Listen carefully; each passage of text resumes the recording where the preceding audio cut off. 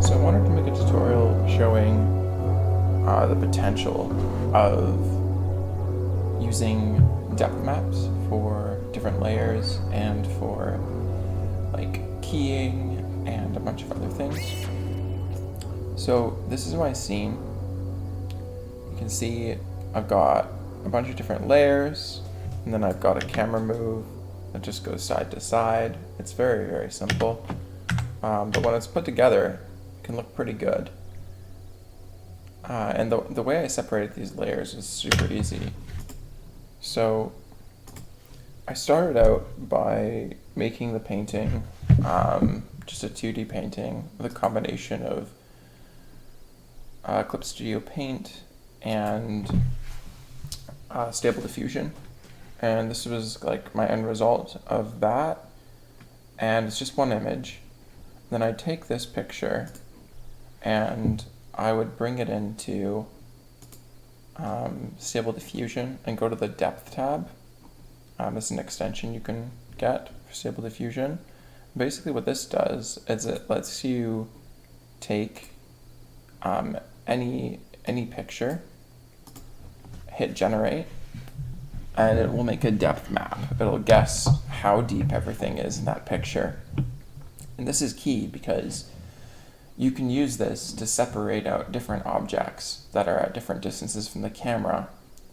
Where this is also really useful, which I'll show you in a minute, is with green screen footage. So you can see this is the depth map we get. So now if we go to Blender and we have both of those things, I can say I select one of these creatures and go to shading. So what I've done here, a lot of this is just color adjustment, but here's the key thing. I have my video input and I have my depth input. Now the depth is also video. I'll show you how to get that in a minute. But it's going through this RGB curves, which you can see affects what's transparent.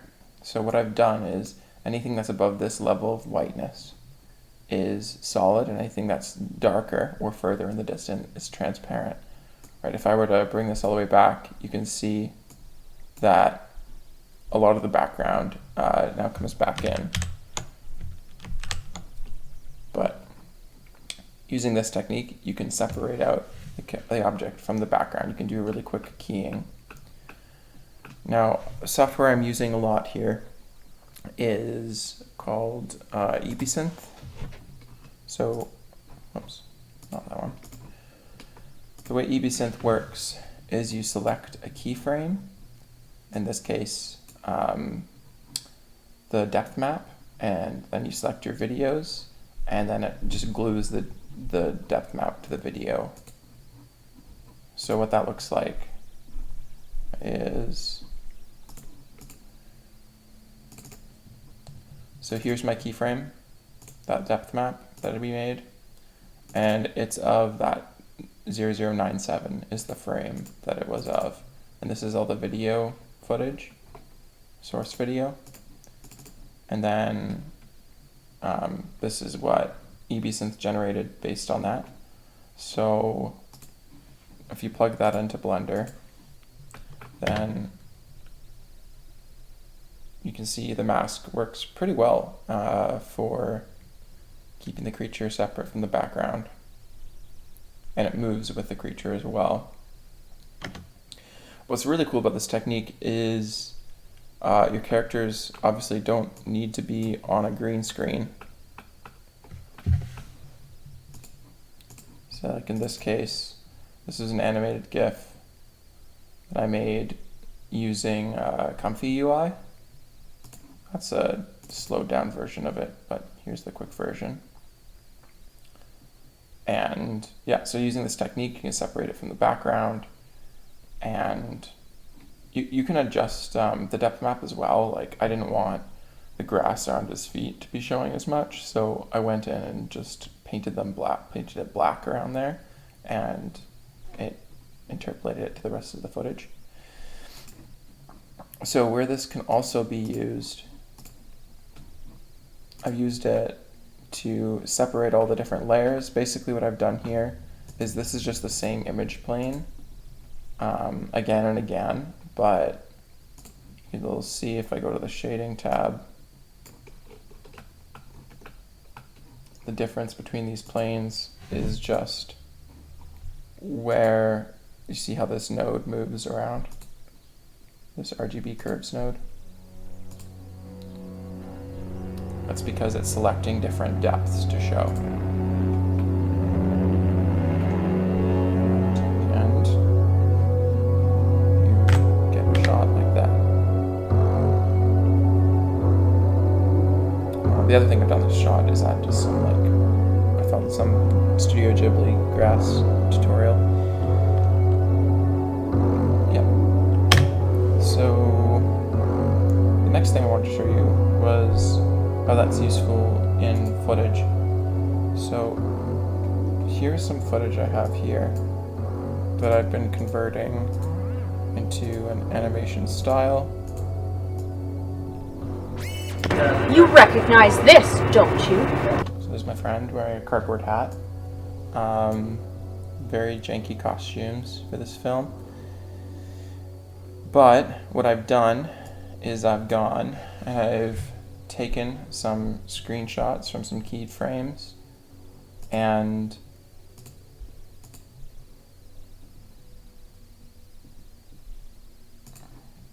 I've gone and used AI to regenerate portions, different frames. I'll talk more about this in another tutorial, but I've trained AIs on my actors and on the art style, and so it can draw most of the actors in that art style. I've used some other methods before, but I've found like sometimes things just fall apart and you'll lose facial expressions. But one of the things EBSYNTH is really good at is like keeping facial expressions. What it's not good at is making glitches.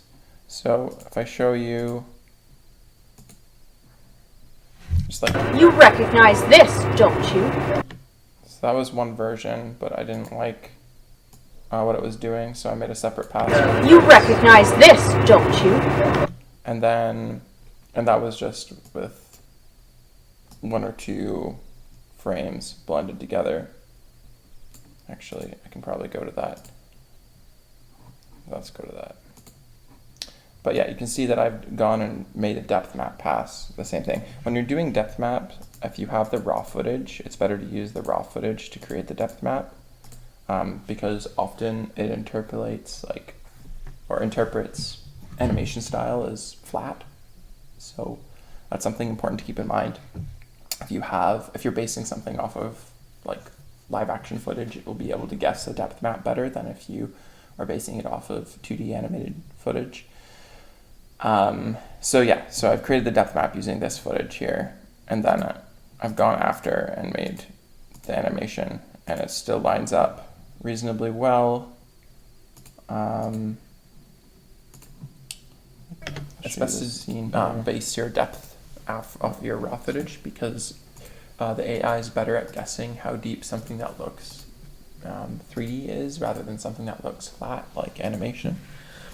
So you can see. So what I've done is I went and I took reasonably one frame to get I think like these early frames to stand off the background. Did an overpainting using stable diffusion with control nets enabled. So that lets you take your raw footage frame and convert it into animation. It didn't come out perfect, so I did have to go in and do some touch-ups. And then I had to do another frame like that over here. You can see when she waves the bottle over her hand, the reason for it gets really smudgy.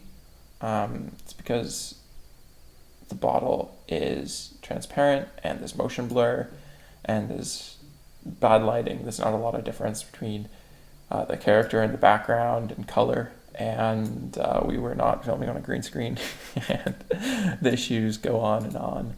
Luckily, the depth map helps with a lot of this because even if you're not on a green screen, it's able to guess how deep things are and separate objects out. So if I was really clever, I probably would have actually used that to separate her hand from her body and do like two different passes. But I just thought of that now, so maybe we'll try that next time. So I had to go and make another version. You can see these waves here. That's just me fading in and out the opacity for different clip layers. This is all done with Stable Diffusion and EBSYNTH. And I couldn't get the bottle to work out nicely, so literally what I did was just move a picture of the bottle around the screen. And you know, when you watch it like this, it looks pretty jank, but once it's cropped out, you don't really notice. Okay, it's not great, but because the depth map crops out where the bottle should be, even if I screw up the animation of the bottle a little bit, then it's okay. This is not the best example. I'm using really bad footage, and no offense to the actor, the acting is great, but just we did not know what we were doing when we were capturing this. But okay, there we go. So that's getting a bit better.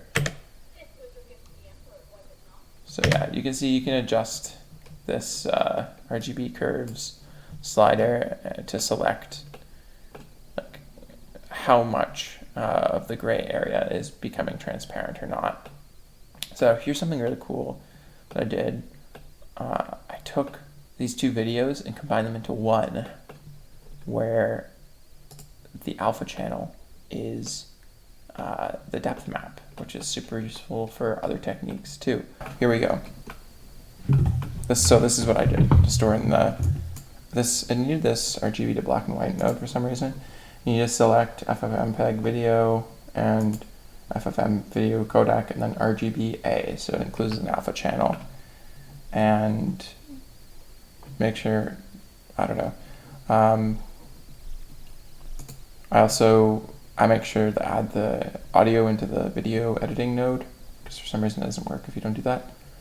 In the compositing, I've just loaded the two videos files into here, those movie clips, and then combine them. Okay, so with this one, we don't have the smudging problem because I didn't use EBSYNTH for the video. And now I'm thinking, I think for anything that's moving quick, it's best to use re-render video. I'll open that real quick. And then for facial expressions and anything you really want to preserve the animation of, it's better to use the Stable Diffusion and EBSYNTH technique. So re-render video is another program you can look up. But essentially how it works. So essentially you drag in a video, you write your prompt, you adjust the settings, the control net strength, we're using head or canny, so that's like soft lines or hard lines. And it will generate, it'll do this interpolating and everything automatically. It'll generate one image every 10 frames. The problem is it's a lot slower and you have a lot less control than the other method. So here's what that result looks like. When you use re-render video, that's what I did for the body of this. And you see sometimes it fades between photorealism and animation, which hopefully you don't notice in the final movie, except you will because I pointed it out. But yeah, so it's got some problems. You don't have nearly as much control. See, the nice thing about doing it manually is you can pick the keyframes that you think are most important and choose to generate those, whereas re-render video doesn't do that. It's not intelligent. It just does every 10th or nth keyframe. So you can see here, if I hide some of these layers, there's no facial animation coming through. This is straight out of the re-render video. Now the advantage is it does a much better job with the bottle and her body, because the fast moving arms and stuff, it gets a new re-render every 10 frames, right? as opposed to EBSYNTH, where I only really want to do 1 or 2 frames per shot, because it's more manual work, and then it gets smudgy. So I'm thinking best technique is probably to use re-render video for bodies, and then do what I've done here and go back in with EBSYNTH for the face, because then you get like eyebrow movements, mouth movements. You can draw more wrinkles on their face. You can get it closer to your character. Yeah, I think that's the best technique.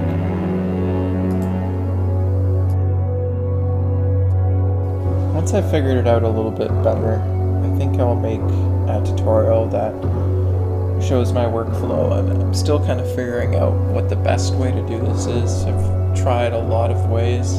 I'm definitely tired of trying to keep up with AI video making tutorials out there. There's so many of them. So now I'm stuck in my ways with Stable Diffusion 1.5 and my own trained model. But anyways, I'll release a more in-depth and detailed tutorial on exactly how I do this workflow. I've tried so many techniques and different ways right now. If you want to look up other YouTube channels that teach more of this stuff, Mick McCormick's, I don't know how to pronounce his name, McMuppets, I'll link him, and Enigmatic E, Corridor Digital, and there's a few other ones, but maybe I'll link them in the description or something.